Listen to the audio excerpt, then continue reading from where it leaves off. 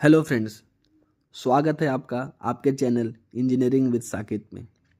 आज हम लोग बात करेंगे एक ऐसे मेगा प्रोजेक्ट की जो भारत के इंफ्रास्ट्रक्चर का लैंडस्केप बदलने वाला है।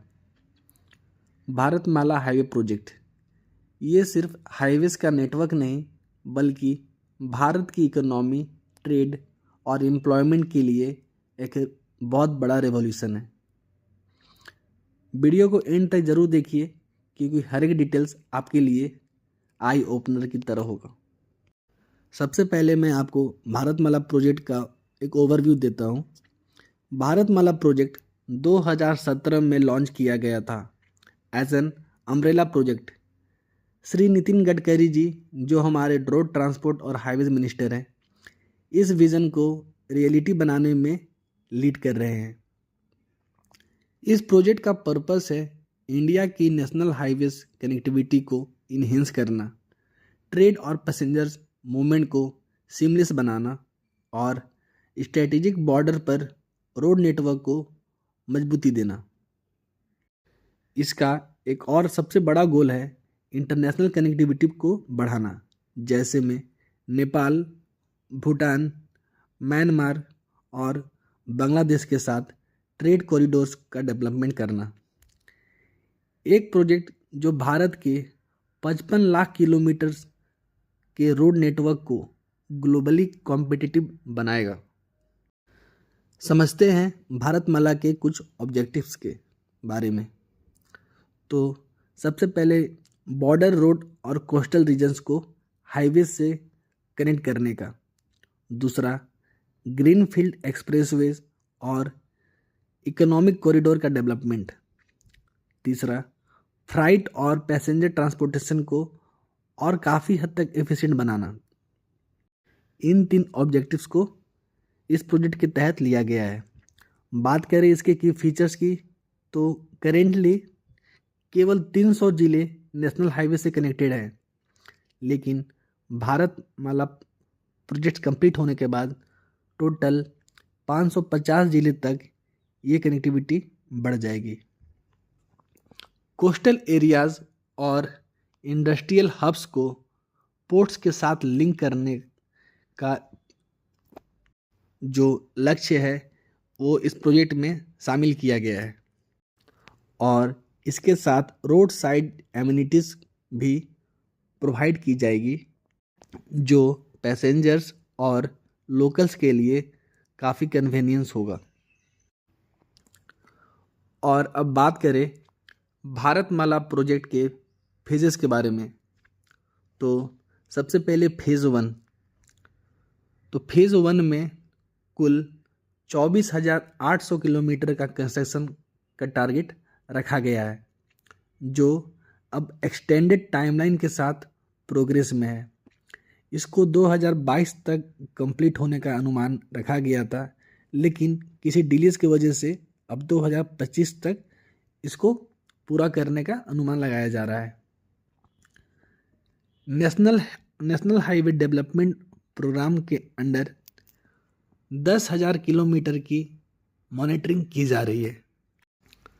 इसको पूरा करने के लिए हर दिन 18 किलोमीटर हाईवेज का कंस्ट्रक्शन किया जा रहा है और इसको और तेज़ी से बढ़ाने के लिए की कोशिश चल रही है।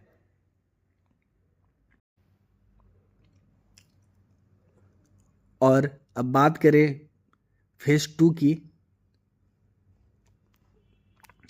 तो इसमें 4,000 किलोमीटर ग्रीनफील्ड एक्सप्रेसवेज और 3,000 किलोमीटर का रोड्स का टारगेट लिया गया है।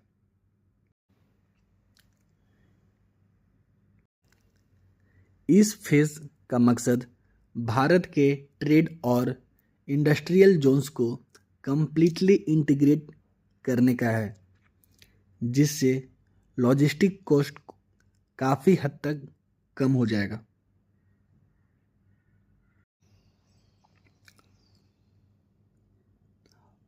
और अब बात करें भारतमाला के रिसेंट डेवलपमेंट्स की,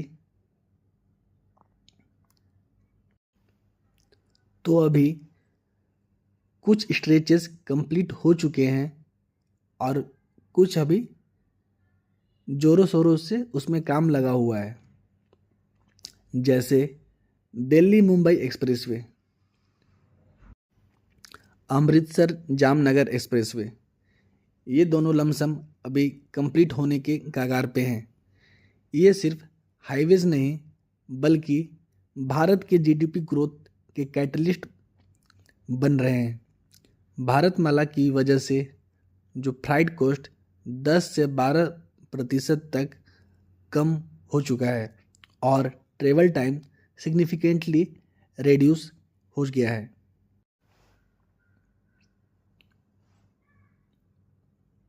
और बात करें भारतमाला प्रोजेक्ट के बेनिफिट्स के बारे में, तो ये प्रोजेक्ट सिर्फ इंफ्रास्ट्रक्चर ही नहीं बल्कि भारत के इकोनॉमी और सोसाइटी के लिए मल्टीपल बेनिफिट्स लेकर आ रहा है।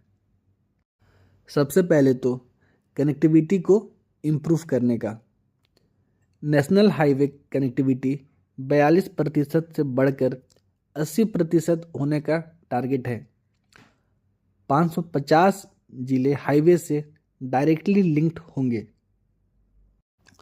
दूसरा, फ्लाइट की जो इफ़िशेंसी है वो काफ़ी हद तक बढ़ जाएगी। इंटर डिस्ट्रिक्ट फ्लाइट मूवमेंट्स का शेयर 80% तक होने का अनुमान लगाया जा रहा है इस प्रोजेक्ट के तहत। तीसरा, कॉस्ट रिडक्शन का। सप्लाई चेन कॉस्ट और ट्रेवल टाइम दोनों में काफ़ी कटौती आएंगी।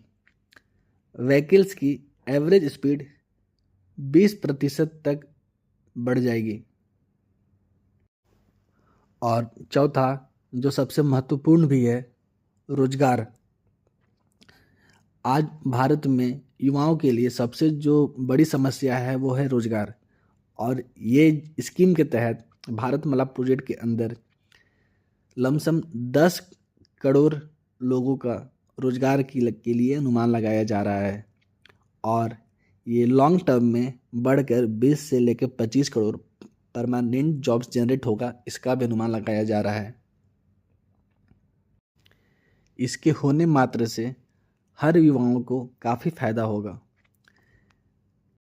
किसी को भी अपने शहर छोड़कर दूसरे शहर काम करने के लिए जाने का ज़रूरत नहीं पड़ेगा, क्योंकि इसका विस्तार हर एक जिले हर एक राज्य में किया जा रहा है, जिससे लोग अपने घर के नज़दीक ही काम कर सकेंगे, उनको उनका रोज़गार आसानी से मिल सकेगा। और अब बात करें पांचवा बेनिफिट्स का, तो इसमें पैसेंजर एमिनिटीज़ को भी इंक्लूड किया गया है, जिससे रोड साइड फैसिलिटीज़ से लोकल इकोनॉमी को भी काफ़ी बूस्ट मिलेगा। और चलिए अब बात करते हैं चैलेंजेस की। तो जैसा कि हम लोग समझते हैं, जितना बड़ा प्रोजेक्ट होगा उतना ही उसमें चैलेंजेस भी आता है। सबसे पहले तो लैंड एक्विजिशन का। लैंड ऑनर्स और गवर्नमेंट के बीच कंपनसेशन इश्यूज काफ़ी टाइम लेता है और ये हर जगह लैंड एक्विजिशन वाला प्रॉब्लम आता ही है, तो इसको सॉल्व करने में काफ़ी टाइम वेस्ट होता है और इसके अगेंस्ट भी काम तेज़ी से किया जा रहा है। दूसरा, environment concern. Green field project को चलते इकोलॉजिकल बैलेंस को मेंटेन करना एक बहुत बड़ा चैलेंज आता है। और सबसे last, funding. High project cost और डिलेज बजट को काफ़ी हद तक इम्पैक्ट करता है, लेकिन गवर्नमेंट एडवांस प्लानिंग और टेक्नोलॉजी ड्राइवन सॉल्यूशन के साथ इन चैलेंजेस को सॉल्व करने में लगी हुई है। ये प्रोजेक्ट पूरे देश के लिए एक गर्व का विषय है। भारतमाला हाईवे प्रोजेक्ट भारत के लिए एक विजनरी स्टेप है। ये सिर्फ एक इंफ्रास्ट्रक्चर प्रोजेक्ट नहीं बल्कि भारत के डेवलपमेंट का एक माइलस्टोन है। फ्लाइट कॉस्ट कम होने से एक्सपोर्ट्स कम्पिटिटिव बनेगा और पैसेंजर कनेक्टिविटी के साथ एम्प्लॉयमेंट भी बढ़ेगा। अब इस प्रोजेक्ट को कंप्लीट होने से जो छोटे छोटे शहर जो हाईवे से दूर थे अब वो भी देश के साथ हाथ से हाथ मिलाकर उनके साथ आगे बढ़ेंगे। तो फ्रेंड्स, आपको ये वीडियो पसंद आई हो तो लाइक करें, शेयर करें और हमारे चैनल इंजीनियरिंग विद साकेत को सब्सक्राइब करें और कमेंट्स में बताइए कि आपके हिसाब से इस प्रोजेक्ट का सबसे इम्पैक्टफुल फीचर्स आपको क्या लगा। तो मिलते हैं हम लोग अगले एपिसोड में नए इन्फॉर्मेटिव कंटेंट के साथ।